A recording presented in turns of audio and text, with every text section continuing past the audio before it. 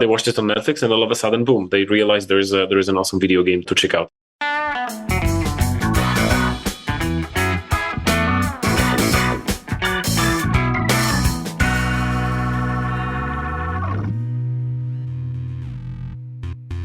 Today, we make IP your business. It's a podcast that explores how intellectual property positions a company to succeed or stumble.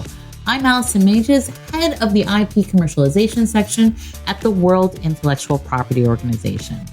We call this season Videogame Development, a quest for IP. Join our adventure through 5 levels of game development, where you'll hear from industry experts about how these rights will help your business level up or reach game over. Hi everyone, I'm Micaela Mantegna, a video game lawyer and scholar.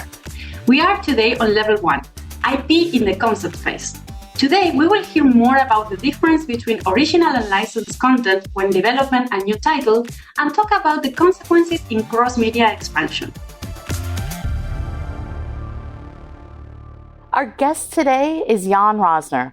Working at CD PROJEKT RED for the last 7 years, Jan now oversees distribution, licensing, and partnerships at the company. For the launch of Cyberpunk 2077, he's helped secure music licenses with artists like Run the Jewels, Grimes, and A$AP Rocky for the game's soundtrack.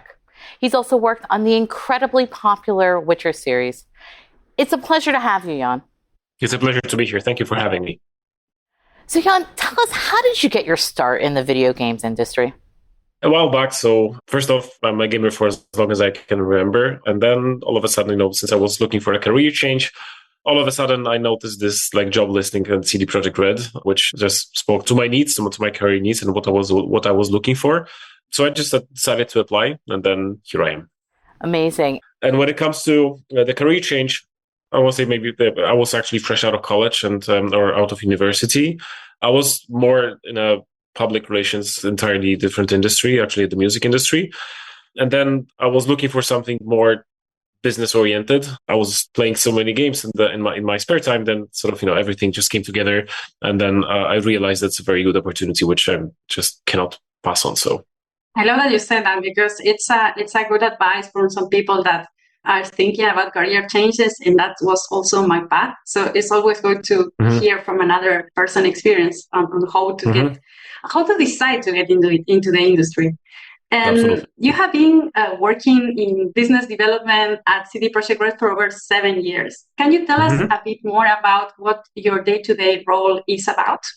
Sure. I'm a business dev director at CDPR these days. So I'm overseeing, I would say, a lot of business-related efforts on behalf of the company. First off, we're running all the sales, physical, digital distribution. We are overseeing the business relationships in our distribution partners all around the globe, as well as handling everything that happens on digital front on every possible platform. Secondly, we're doing all the licensing as well. So all the figurines you can see in the background behind me are actually sort of also a result of that licensing. On our side, we have a lot of partners on very different product categories, and we already have a proof that getting as many collectibles to the fans as possible works very well. Finally, that we have also procurement within our business development. So procurement is a department which helps, to put it short, purchasing a lot of stuff for a company, whether that's licenses, basically everything we could potentially look for as CDPR as a company. And then we have, of course, custom/special projects, which we do, which, maybe do not fall under neither of those categories. One of them could be, we do all the talent deals on behalf of the company. So working with Keanu Reeves or most recently announced Idris Elba, that sort of everything was on us to reach out to make sure that, we have a trusted partner who helps us with that, but to establish the relationship and then convince them to star in our game. I wanted to circle back a bit, because you were talking about The Witcher and licensing and seeing something that's really core to the games that you are developing. How did The Witcher series and Cyberpunk started in terms of licensing? How do you approach these projects? First off, I need to state that we do have this approach of rather transferring all the rights to us, as opposed to making a sort of video game license, which would allow us to make a video game.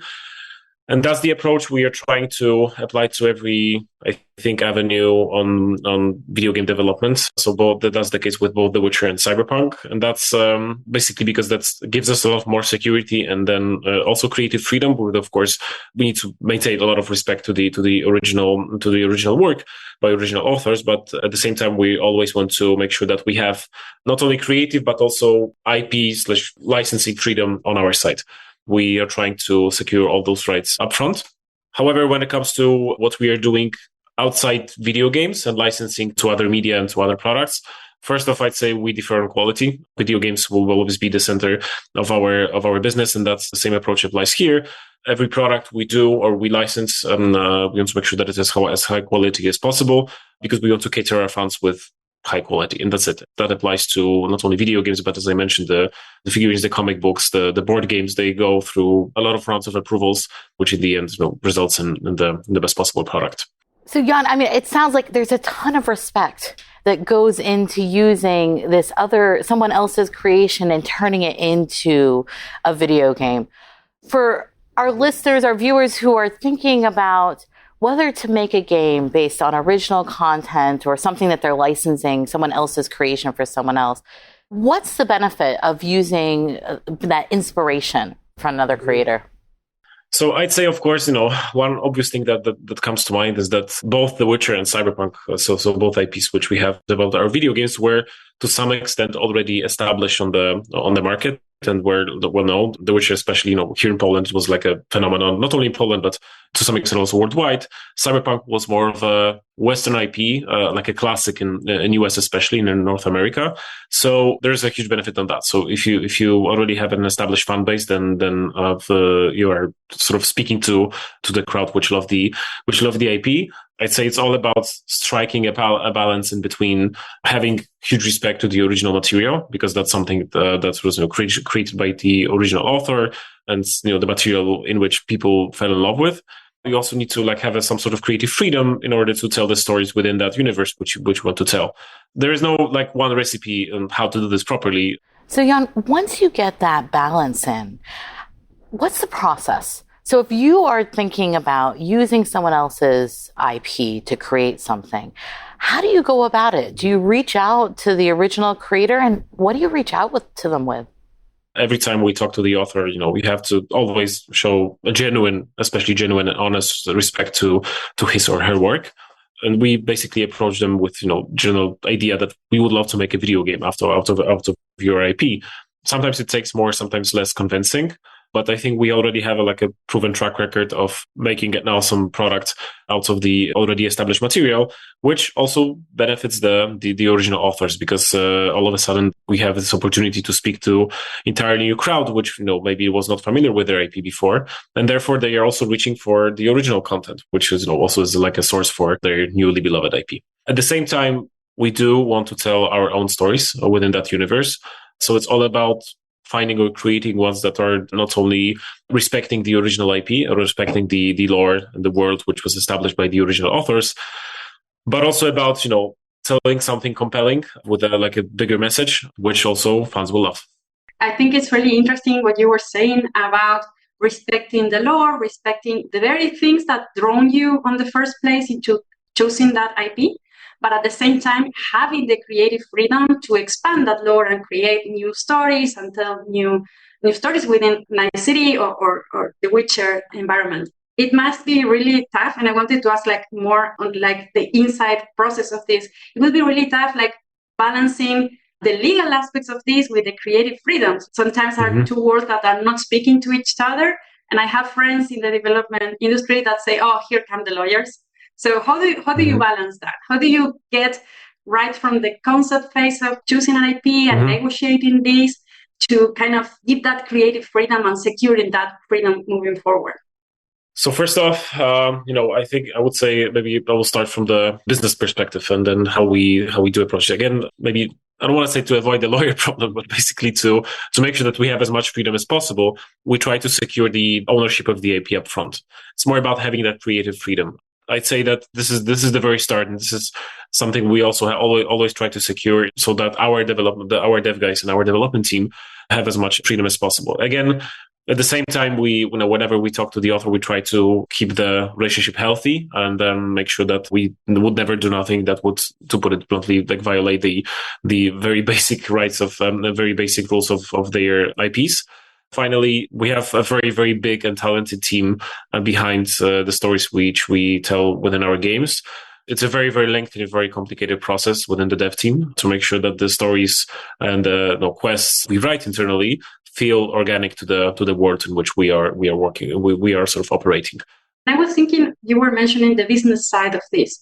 I know that The Witcher has a huge impact in your country and the lore, but how do you think about how is the research you do when trying to find a new IP? First off, the creative things aside, of course, I've already said that at first we have to be in love with AP ourselves, because that's just easier to make games of IPs which you love. But of course, we always try to look on the commercial potential of it. So how well is it known and in which markets? There is no secret that, especially, for example, North America is a big part of the equation here, because that's one of the, or maybe even the biggest market when it comes to cultural impact of which video games make. So we always look at that, for example. We always, look for, of course, I would say maybe, I want to say controversies, but if there are any potential obstacles which will not allow us to do the kind of game which we are also looking to make. We specialize especially in big AAA RPGs, which take hundreds of hours to complete. And I bet there are a lot of IPs which simply do not fit that type of game. A lot of people who are watching now are just starting out in the video game business.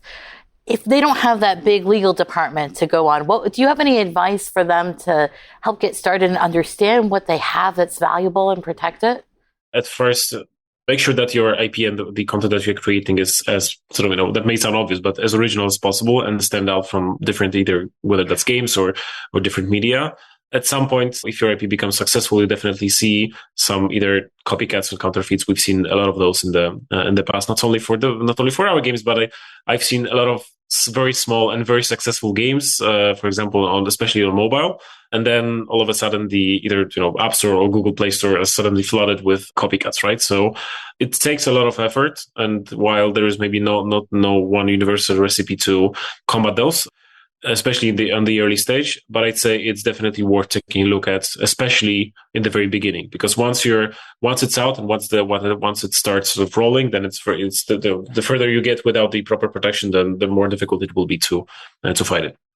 Jan, switching gears a little bit, when you're building a game, you have an opportunity not just to make money from the game itself, but also from cross-media expansion. I know you've got a record coming out on vinyl later this year, a novel adaptation. I mean, there's these really cool things. There's the Netflix series out there. When you're thinking about this cross-media expansion, how does it affect the way that you negotiate for rights to the underlying content?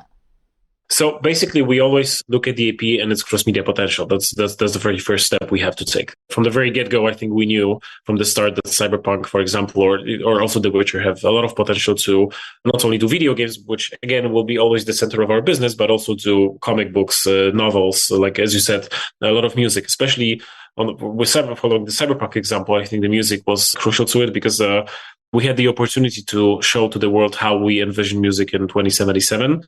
There was, of course, a lot of legal sort of framework behind it because we had to license it in a very specific way and also ask our artists who agreed to collaborate with us to provide us with entirely new content. The cultural impact of it was of course very compelling, but then there was a lot of sort of legal framework behind it. But it is entirely true that we always try to look at first. You always have to try to look at the cross-media potential of it, because while again the video games will always be the center of our business, there's a lot of sort of ancillary products which you can either release or just have out there, which will speak to a different crowd and then attract your new audiences to your video game. Think of comic books, novels, anime series, even board games. These are places where our fans can look for the new lore within our APs and simply learn more about the world, especially in case with the Netflix series. That's actually The Witcher and Cyberpunk genres are both good examples. even though we were not directly involved in The Witcher, The Edge Runners was purely created by CD Projekt Red in collaboration with Studio Trigger. Both of those series showed us how they bring new audiences to your games. To put it frankly, I'm pretty sure there were a lot of non-gamers out there who found out about all of our games through those series. They watched it on Netflix, and all of a sudden, boom! They realized there is an awesome video game to check out. It's always super important, again, to look at the cross-media potential, because while you may start out with a video game, you may end up with doing a lot more outside it. We call it the franchise flywheel, to make sure that sort of the IP is growing, not only within video games, but also within other media. And I think it's super interesting that you mention all the time the fans or how the fans are at the core of the projects you are thinking. Because it could be also a complicated relationship in terms of how the fans are using the products.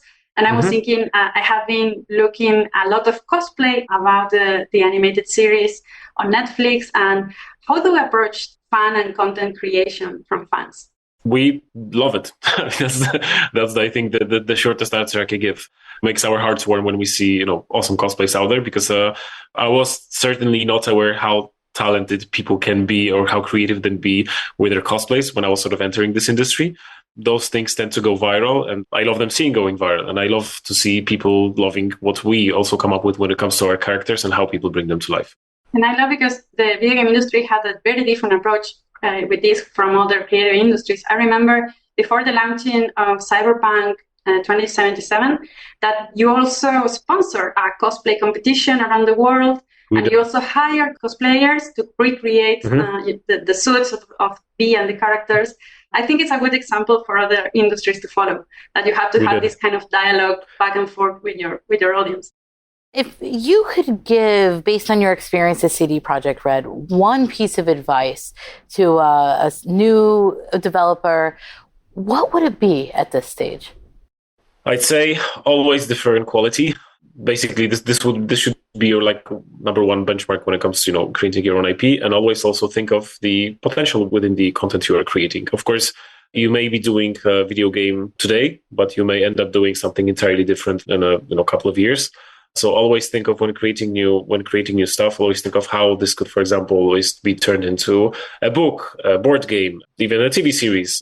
How do you go about those things? So I think this is very important these days, especially with even the most recent example, right? So The Last of Us, which was just released on HBO, excellent show. This is also one of my very, very favorite video games. HBO has done, and of course with Naughty Dog, have done a terrific job on bringing this story to life through HBO. And there's that much I can say. Always think of how you can also bring your content to other media outside video games.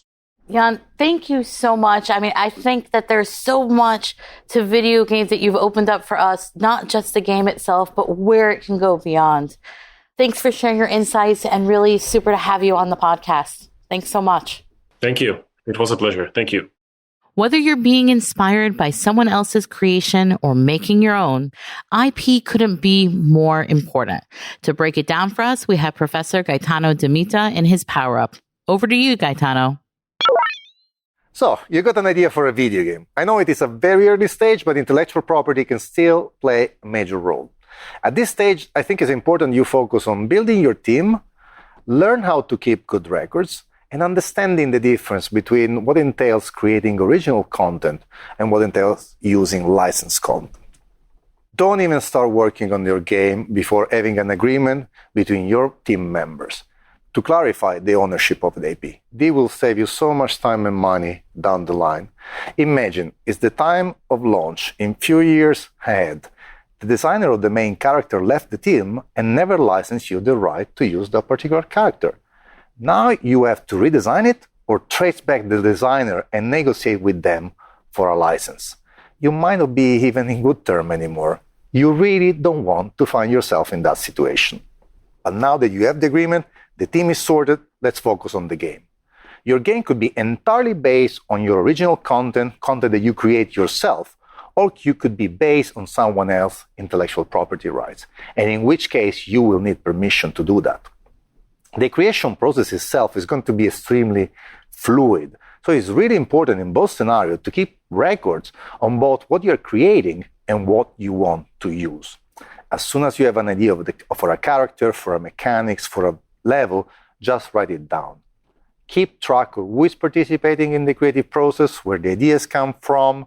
Be careful in tracing whether you're using or you're inspired by others, and from where you're taking all this content and inspiration from. This is going to save you a lot of headaches later when you're trying to remember whether you can actually use or not that particular asset. When assets belong to others, from a software code to an asset to a character design, you will probably need a license. A license is the contract that will specify what you cannot and what you can do with the IP, for how long, where, as well as determining the financial implication. There are always pros and cons in developing a video game based on original content or licensed content. For instance, you might think that using a famous character or a story might help you rise the profile of your game by reaching the pre-existing fans. However, it might also increase your upfront costs when you license the right. On the other hand, creating original content might, yes, take more time, but can give you more control in the future and let you build your own brand. These two scenarios are not mutually exclusive, as most video games will include both original and licensed content. And that's a wrap for Level 1. Stay tuned for the next episode of Video Game Development, A Quest for IP. We are going to talk about the role of IP in the development phase. We will hear more from Macula and discuss the challenges and opportunities of building new worlds as an indie studio. Thanks for listening to Make IP Your Business. This podcast is brought to you by WIPO, the UN agency for IP that enables innovation and creativity for everyone, everywhere. You can find all the episodes, download the power-ups, and join the community on our website. Check out the show notes for the links. See you on the next level.